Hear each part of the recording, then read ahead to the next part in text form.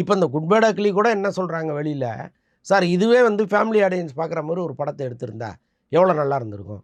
அப்போ இது பெரிய ஹிட் ஆகிருக்கும்ல. ஏன்னா ரசிகர்கள் வந்து அந்த படத்தை ஓரளவுக்கு ஓட வச்சுட்டாங்க. இப்போ தமிழ்நாட்டை பொறுத்தளவுக்கு அந்த படம் ஹிட்டு. இதுவே வந்து வெளி மாநிலங்களில் போகலை, அப்ராடில் போகலைங்கிறது அந்த படம் டோட்டல் லாஸ் ஆனதுக்கு காரணம். தமிழ்நாட்டில் அந்த படம் பெரிய ஹிட்டு தான், அதில் ஒன்றும் சந்தேகமே இல்லை. அப்போ நீங்கள் ஃபேமிலி ஆடியன்ஸும் உள்ளே வர மாதிரி ஒரு படத்தை எடுத்திருந்தா அது மற்ற மாநிலங்கள்லேயும் ஓடி இருக்கும். ஸோ இதுதான் அஜித்திட்ட இருக்கிற மைனஸு.